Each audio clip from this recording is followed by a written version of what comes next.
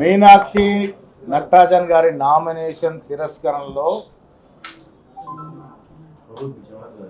BJP party, కేంద్ర ప్రభుత్వం, ప్రధానమంత్రి కార్యాలయం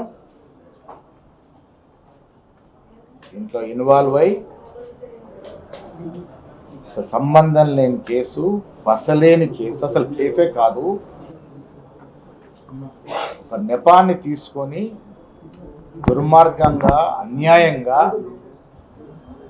ఒక మహిళ అని కూడా చూడకుండా ఒక గాంధీవాది ప్రిన్సిపల్స్ని అలపట్టించుకొని అతి కొద్ది మందిలో ఒకరు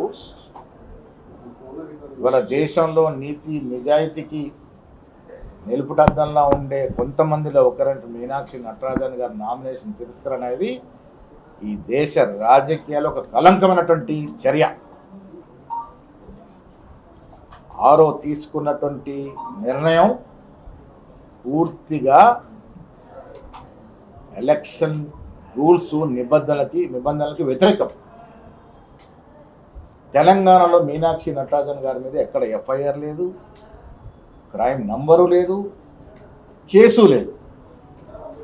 ఒక ప్రైవేట్ నోటీసు మీద దాన్ని నెపంగా తీసుకొని నామినేషన్ తిరస్కరించడం అనేది చాలా హేయమైన దుర్మార్గమైన చర్య. ఇది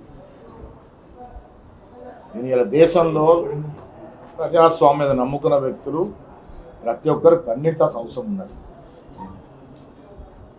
ఓట్ల చోరీకి పాల్పాటుకి అలవాటైన బీజేపీ ఇలా రాజ్యసభ సీటు కూడా చోరీ చేస్తూ ఉంది.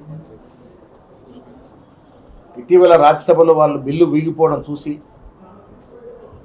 దేశం కింద మీదైనా పర్వాలే కానీ మాకు సీట్లు పెరగాలి రాజ్యసభలో అనే ఒక దుర్మార్గపు ఆలోచనతోని ఇలాంటి దుశ్చర్యలకు పాల్పడతా ఉంది. ఈ దేశంలో ప్రజాస్వామ్యం నమ్ముకున్న ప్రతి వ్యక్తి దీన్ని ఖండించాలి. మోడీ చర్యలు పరాకాష్ట. ఇంత దుర్మార్గంగా వివరించినటువంటి తీరుని కాంగ్రెస్ పార్టీ, ప్రజాస్వామ్యం నమ్ముకున్న వ్యక్తులందరూ ఖండించాలి.